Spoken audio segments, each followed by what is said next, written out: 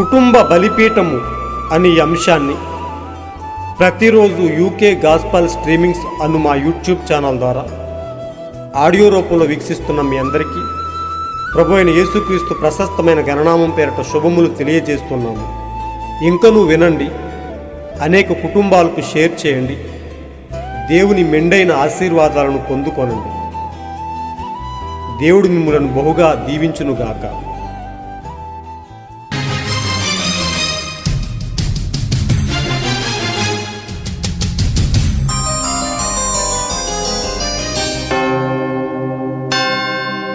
కరుణామయుని కడవరి పిలుపు కృపాకాలపు ఆఖరి మలుపు. కరుణామయుని కడవరి పిలుపు కృపాకాలపు ఆఖరి మలుపు. తెరువు నీదు హృదయపు తలుపు, యేసుక్రీస్తు నీ మదిలో నిలుపు. నీకిదే మేలు కొలుపు, నీకిదే మేలు కొలుపు. కరుణామయుని కడవరి పిలుపు కృపాకాలపు ఆఖరి మలుపు. కరుణామయుని కడవరి పిలుపు కృపాకాలపు ఆఖరి మలుపు.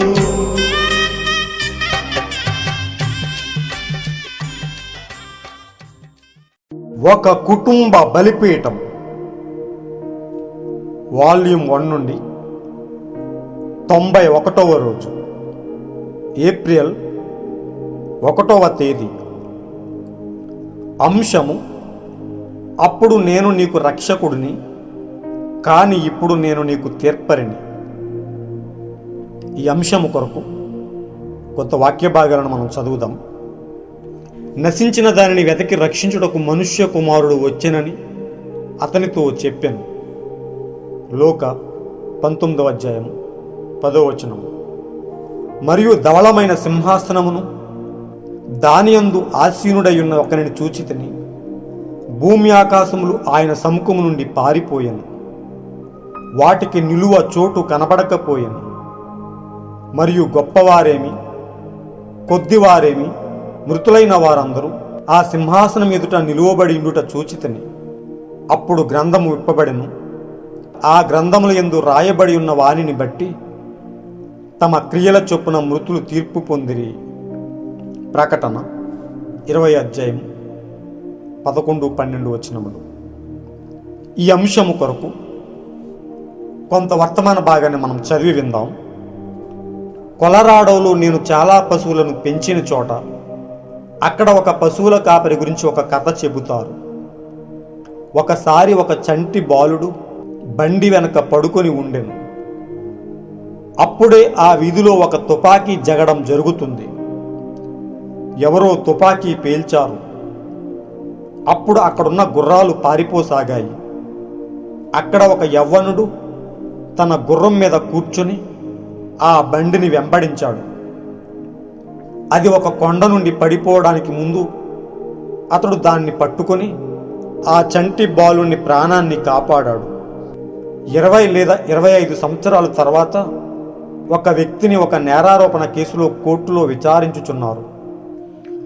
న్యాయమూర్తి, జ్యూరీ అనగా న్యాయ నిర్ధారణ వారు తమ న్యాయ విచారణను తీర్పును ప్రకటించిన తర్వాత, జ్యూరీ నిర్ణయించిన తర్వాత న్యాయమూర్తి తీర్పు చెప్పాలి. మరప్పుడు న్యాయమూర్తి అతనితో అన్నాడు, యువకుడా లేచి నిలబడు అన్నాడు. ఆ యువకుడు లేచి నిలబడ్డాడు. న్యాయమూర్తి అన్నాడు, నీ ప్రాణం పోయేంత వరకు నీ మెడకు ఉరి తీయాలని నేను నీ శిక్ష వేయిస్తున్నాను. దేవుడు నీ ఆత్మను కరుణించునుగాక అన్నాడు. అప్పుడు ఆ యువకుడు అన్నాడు, మీరు అలా చేయజాలరు న్యాయమూర్తి. న్యాయమూర్తి అంటూ అతని కాళ్ల మీద పడిపోయాడు. మీరు నన్ను గుర్తుపట్టలేదనుకుంటున్నాను అని అన్నాడు. ఇంకా అతడు చెప్పాడు, చిన్నపిల్లవాడిగా లేదా మీరు యువకునిగా ఉన్నప్పుడు ఒక చంటి బాలుని ప్రాణాలను కాపాడారు అనే సంగతి మీకు గుర్తుందా అని అతను అడిగాడు. అందుకు న్యాయమూర్తి అన్నాడు, అవును అని జవాబిచ్చాడు.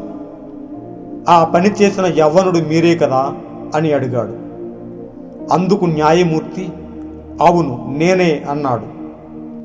అయితే ఆ చంటి బాలుని నేనేనండి అని అన్నాడు. ఆ రోజు మీరు నన్ను కాపాడారు, కావున నేడు కూడా మీరు నన్ను కాపాడండి న్యాయమూర్తి అని ప్రాధేయపడ్డాడు.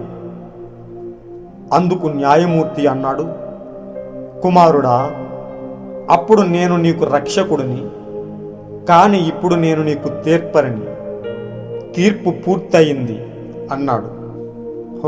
ఈ రాత్రి క్రీస్తుని మీ రక్షకుడుగా అంగీకరించటంలో నిర్లక్ష్యం చేయటం వలన రేపు భవిష్యత్తులో ఆయన మీకు తీర్పరిగా ఉండవచ్చును. కావున మళ్ళీ మీరు మీ చేతుల్ని పైకి లేపుతారా? దేవుడు మిమ్మల్ని ఆశీర్వదించుగాక. అది మంచిది, అది బాగుంది. యెహోవా ఈరే అనే వర్తమాన భాగం నుంచి సేకరించబడిన మంచి అంశం. మహాపరిశుద్ధుడును ప్రియ రక్షకుడైన యేసుక్రీస్తు ఉన్నతమైన నామానికి మహిమ కలుగునుగాక. ప్రియ సోదరి సోదరులారా, ప్రియ దేవుని బిడ్డలారా, దేవుడు మన పట్ల కృప చూపుతూ యూకే గాస్పల్ స్ట్రీమింగ్స్ అని ఈ యూట్యూబ్ ఛానల్ ద్వారా అనేకమైన అంశములు మీకు అందించటం కొరకు దేవుడు నా పట్ల చూపుతున్న ఆయన ఉన్నతమైన కృప కొరకు మహిమ కలుగునుగాక. నిజంగా మన రక్షకుడైన మన ప్రియ ప్రభువు ఎల్లప్పుడూ మనల్ని రక్షిస్తూ మన పట్ల బాధ్యత వహిస్తూ కునుకక నిద్రపోక ఆయన మనలను కాపాడుతూ తన పిల్లలమైన మనలను ఆయన ఎంతో ప్రేమిస్తున్నాడు. ఆయన తన మంచి వాక్యాన్ని మనకు పంపించి మనము ఇంకనూ ఆయనను వెంబడించులాగున ఆయన మనలో విశ్వాసాన్ని పెంచుతూ ఆయన మనలను వాక్యంతో పోషిస్తూ ఉన్నాడు. అందుకొరకు ఆయన ఉన్నతమైన నామానికి మహిమ కలుగునుగాక. ప్రియ సోదరి సోదరులారా, ఈరోజు కొరకు దేవుడు మనకిచ్చిన అంశాన్ని బట్టి దేవుణ్ణి మహిమపరుస్తూ ఇందులో నుండి కొంత సారాంశాన్ని క్లుప్తంగా మనం తెలుసుకుందాం. దేవుడు నేటి వరకు కృపామయుడై ఉండి ఎంతో దీర్ఘశాంతము చూపుతూ ఆయన మనలను కరుణించాడు, అనేక విపత్తుల నుండి రక్షించాడు. మనకు రక్షణ అనే ఔన్నత్య మార్గాన్ని చూపి మనము నిత్య జీవం పొందుకోవడానికి ఎల్లప్పుడూ తన వాక్కును పంపుతూ ఉన్నాడు. మనం ఎప్పుడో చావవలసిన వారమై ఉండగా ఆయన మనలను రక్షించాడు, మనపై జాలి చూపాడు, కరుణించాడు, మనకు మంచి జీవితాన్ని ఇచ్చాడు. అయితే మనము క్రీస్తు పట్ల కృతజ్ఞత లేనివారమై మనం పాపములో పడిపోయాము, మనము చెడిపోయాము, నశించిపోవడానికి సిద్ధమయ్యాము. కరుణగల దేవుడు మనలను వెదకి రక్షించాడు. లోకా 19:10 మనం గమనించినట్లయితే నశించిపోతున్న మనలను ఆయన వెదకి రక్షించాడు అని చెబుతుంది. నిజంగా మన పట్ల ఆయన చూపిన కృప కొరకు, జాలి కొరకు ఆయన ఉన్నతమైన నామానికి ఏమిచ్చి రుణం తీర్చగలం? ఆయన మనకు రక్షణకర్తగా, రక్షణ శృంగముగా, శైలముగా, కోటగా మరియు ఆశ్రయదుర్గముగా ఉండి ఆయన మనలను ఎల్లప్పుడూ కాపాడువాడుగా, ప్రేమించేవాడుగా, కరుణించేవాడుగా ఉన్నాడు. ప్రియ సోదరులారా, అయినా కానీ మనం ఆయనను అంగీకరించకుండా మనం పాపంలో పడి లోకాన్ని ఆశించి లోకంలో దొర్లుతూ దోషులమయ్యాం. ఈరోజు దోషులముగా మిగిలి ఉన్నాం, ఈరోజు దోషులముగా నిలబడ్డాం ఈరోజు. అయితే ఆయన చెప్తున్నాడు, నేను ఒకప్పుడు మీకు రక్షకుడిగా ఉన్నాను, మిమ్మల్ని కాపాడేవాడిగా ఉన్నాను, మిమ్మల్ని వెదకి రక్షించేవాడిగా ఉన్నాను. కానీ ఈరోజు మీకు నేను తీర్పరిగా ఉన్నాను. మీరు జీవించిన జీవితాన్ని బట్టి మీకు తీర్పు తీరుస్తాను అని ఆయన అంటున్నాడు.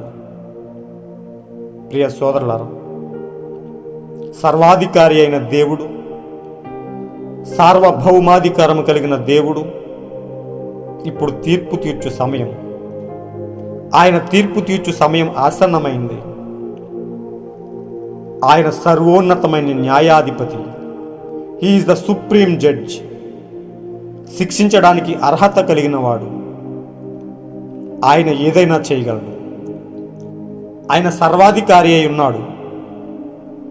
ఆయన మనకు తీర్పు తీర్చువాడుగా వస్తున్నాడు. ప్రియ సోదరులారా, ఆయన జీవించు వారికి, మృతులకు తీర్పు తీర్చుటకు దేవునిచే నియమింపబడినవాడు. ఆయనే యేసు ప్రభు అయి ఉన్నాడు. అపోస్తుల కార్యములు 10వ అధ్యాయము 42వ వచనము. ఆయన మనకు తీర్పు తీర్చబోతూ ఉన్నాడు. మన కొరకు ఆయన ఎంతో దీర్ఘశాంతం చూపిన వాడై ఉండి, మన కొరకు ఆయన నలగగొట్టబడి, మన కొరకు ఆయన శ్రమించి, మన కొరకు ఆయన గాయపరచబడి, మనలను రక్షించడానికి ఆయన తన ప్రాణాన్ని పెట్టాడు. కానీ ప్రియ సోదరులారా, ఈరోజు ఆయనను పెడచెవిని పెట్టి ఆయనను లక్ష్యము చేయని వారిగా మనం ఉన్నాం. ఆయన తన సహనాన్ని కోల్పోయాడు. ఆయన ఇంకా సహనాన్ని చూపేవాడుగా లేడు. ఆయన ఇంకా కరుణించేవాడుగా లేడు. ఆయన ఇంకా దీర్ఘశాంతుడుగా లేడు. ఆయన యోధా గోత్రపు సింహముగా తీర్పు తీర్చడానికి వస్తున్నాడు. ఆయన తీర్పు చాలా కఠినంగా ఉండబోతున్నది. ఆయన గద్దింపు చాలా ఘోరంగా ఉండబోతున్నది. ప్రతి మోకాలు యేసు నామమున వంగునట్లు, ఆయన ప్రభు అని తెలుసుకున్నట్లు ఆయన చేయబోతూ ఉన్నాడు. ఫిలిప్పీ 2వ అధ్యాయం 10వ వచనం 11వ వచనం మనం గమనించినట్లయితే, ప్రతి మోకాలు యేసు నామమున వంగునట్లు, ఆయనే ప్రభు అని ఒప్పుకొనున్నట్లు, ఆయనను స్తుతించున్నట్లు చేయునని చెప్తూ ఉన్నది. ప్రతి ఒక్కడు ఆయన తీర్పులో ఉండాల్సిందే. ప్రతి ఒక్కడు ఆయన ముందు నిలబడవలసినదే. అవి మంచి కార్యాలైనా చెడ్డ కార్యాలైనను సరే, ప్రతి వాడును ఆయన ముందు నిలబడవలసిన టైం వస్తుంది.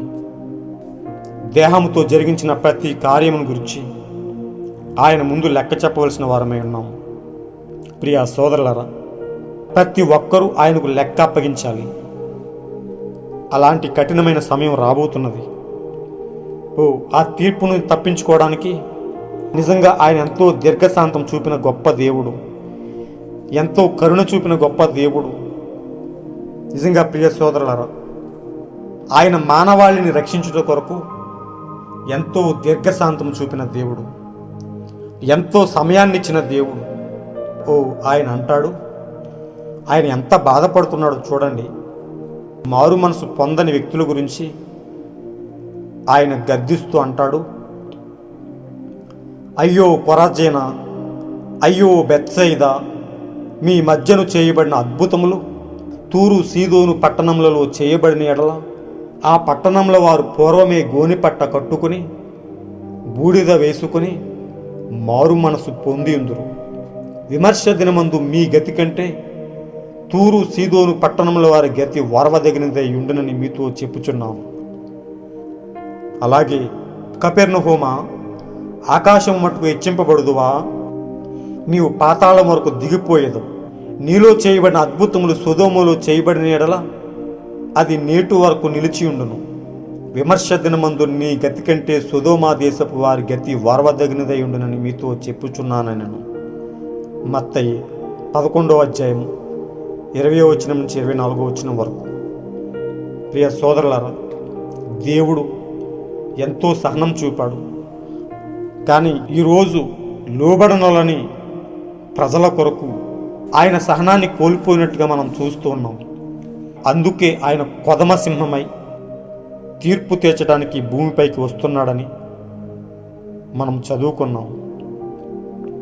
ప్రియ సోదరులారా, ఆ తీర్పు నుండి తప్పించుకోవడానికి, రాబోయే ఆ మహా ఉగ్రత నుండి తప్పించుకోవడానికి, ఆ భయంకరమైన దినం నుండి తప్పించుకోవడానికి ఏలియా ఆత్మ కలిగిన ఒక ప్రవక్తను భూమి మీదకు పంపాడు. ఆయన ఎల్లప్పుడూ బాధ్యత కలిగిన దేవుడు. ఆయన అన్యాయస్తుడు కాదు. ఆయన న్యాయమూర్తి. ఆయన న్యాయము కలిగిన దేవుడు. మన పట్ల న్యాయము కలిగిన వాడు.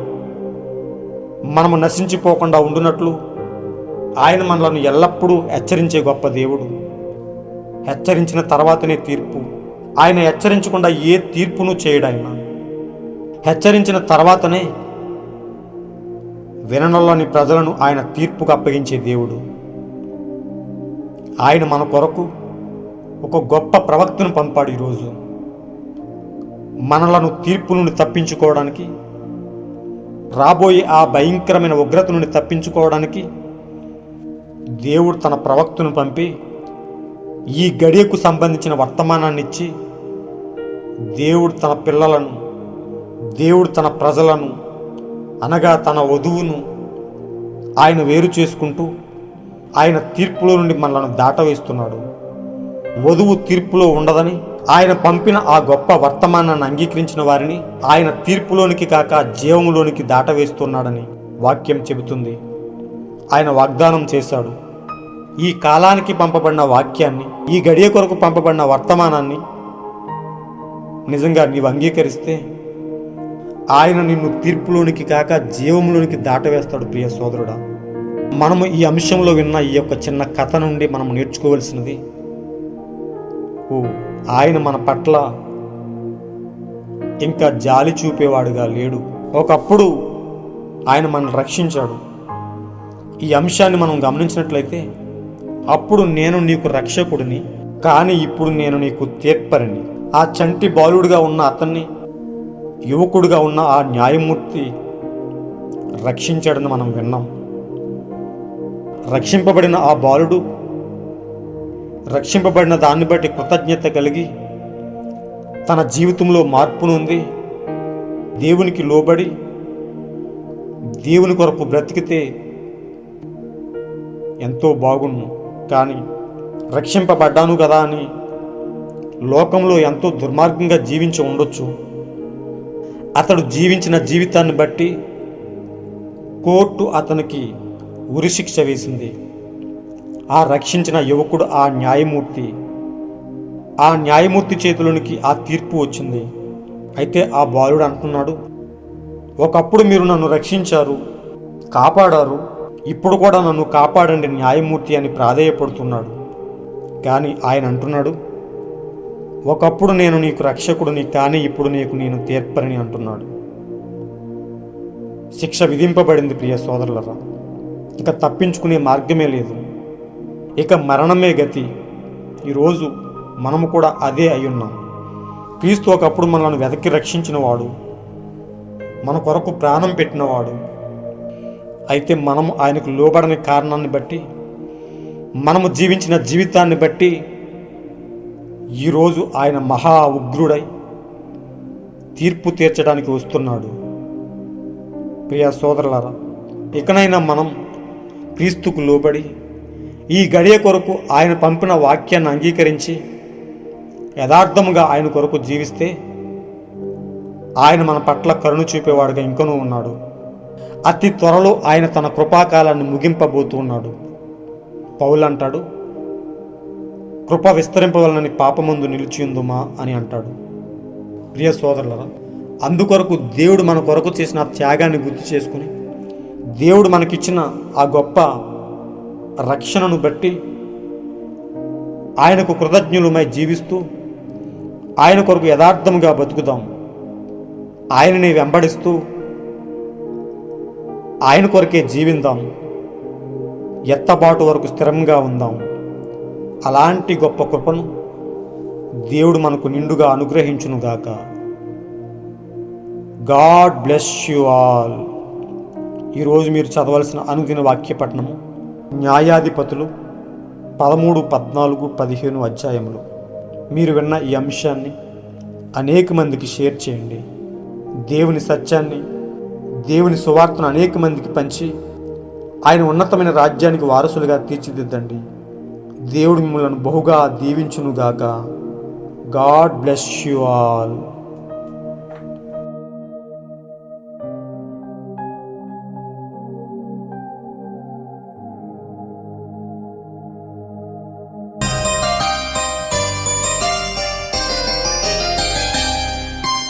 మరియ తనయగా గురియ పిల్లగా మొదటిసారి భూమికొచ్చెను.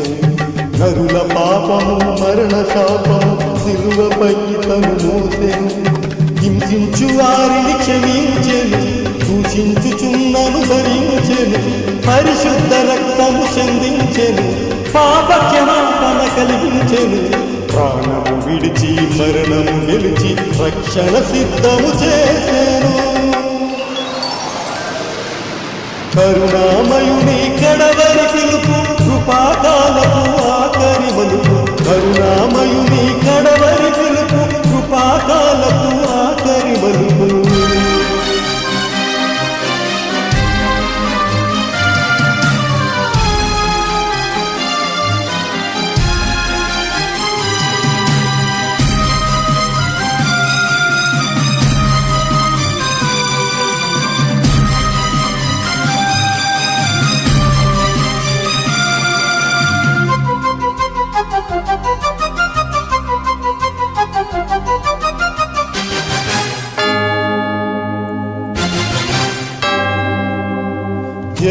నీతిమంతులందరికీ న్యాయము తీర్చను తీర్పరి అయి తన గొర్రెలకు బహుమానమివ్వను ప్రధాన కాపరి అయి కడవరి బూరనాదముతో వేల దూతల సమూహముతో